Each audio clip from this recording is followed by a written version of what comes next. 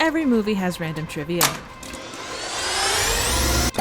And here at Trivial Theater, I explore some of these movies and the random circumstances that make them the weird creations that we love. What happens when you mix the tedium of a corporate office setting with an insatiable desire to rip someone's throat out? Well, I mean, you could call it a typical Tuesday, but in this case, you call it Office Uprising. Things kick off with a commercial and a Willem scream, which incidentally are two of my favorite ways to start a movie. Desmond introduces us to a terrible Monday, a point backed up by this conspicuously placed mug. This of course includes a trip to his boss's office, where we learn that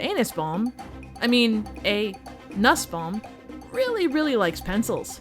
After learning the rules of surviving in a corporate setting, we travel through the levels of the building, including the advertising department, Sloganize me. sales department, Boom! I just fucked that clown in the ass! and finally R&D.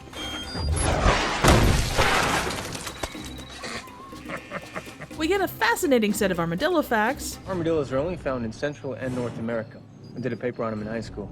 And did you know they can hold their breath for up to 6 minutes? And two awesome DIY bongs. After skipping out on a mandated company meeting, the shot lingers on this clearly unimportant delivery of energy drinks. Anyway, going to much more important things, I'm pretty sure you'll want to try out this epic IRL version of Mario Kart. You already have your own shopping cart, don't you? Desmond arrives at work the way most people do on Tuesdays, completely unaware of the carnage that surrounds him. I mean, I can't tell you how many times I've missed blood-splattered walls and bodies strewn across the floor. He once again gets called into Nussbaum's office to deliver a super important report. We find out that his love of pencils is, well, orgasmic? But I'm not sure if it's due to the smell of them or the fact that they're really good at killing people when used in bulk. It's at this point that we learn some really important things. Everyone at the mandatory office meeting partook in an experimental energy drink called Zalt, which turned them into raging killers, and they're triggered by mundane office issues, like spelling mistakes or not being able to save the latest version of an important document. We then come to a first in cinematic history, a clipboard used as a deadly weapon.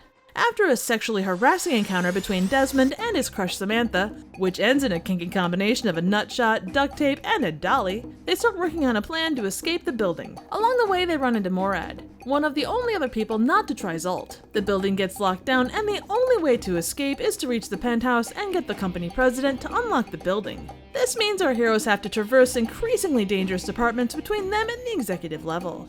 Along the way, they encounter Nussbaum and his accounting gang as they take on the advertising division, in an epic office showdown which includes a can being turned into a throwing star. They try to get to the next level via stairs. Nope. Elevator. Nope.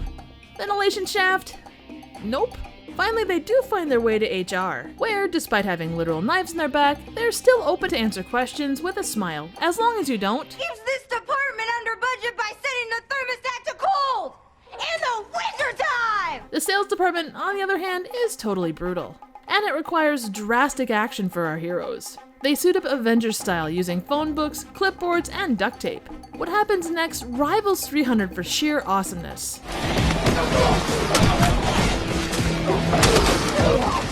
I hope you're not allergic!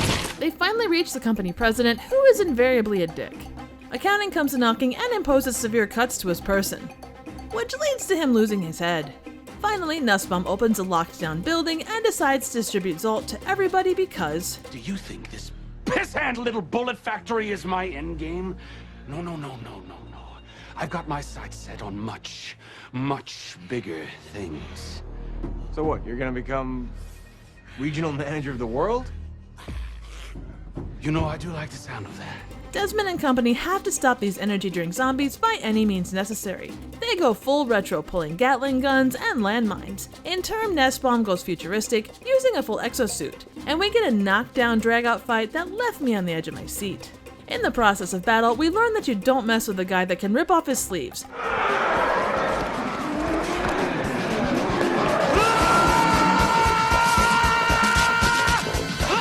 Oh, looks like someone wants overtime. I'll give you fucking overtime! Come on!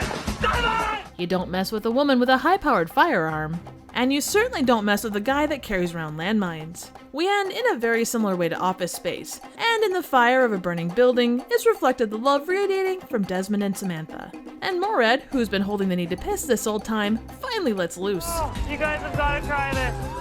Office Uprising isn't really a bad movie, but it certainly falls into the semi-obscure category. A Google search showed me only one streaming service that carried it, and that was the company that produced it. For me, it deserves more attention. It had the elements and cheekiness that made Shaun of the Dead or Zombieland great. Taking typical office situations and asking what would happen if you introduce absolute rage, for instance the issue of thermostat control, is something that a lot of people can relate to on a spiritual level. Intense moments are broken up with humor, and a good chunk of the kills come out of nowhere. It balances gore and fun, the same way that Turbo Kid or Tucker and Dale vs. Evil do. Now, I will say it sits a little close to Office Space in terms of its approach, but I can't say it pulled me out of the movie, and a lot of that was thanks to the various performances and the sheer absurdity of the situation. I'm a huge fan of how Desmond follows the same basic routine on back-to-back days under radically different circumstances. A personal favorite being the advertising department's game of sloganizing a product using a basketball on one day and a severed head the next. The juxtaposition of a typical office environment set with rage-induced behavior is pretty good in my book.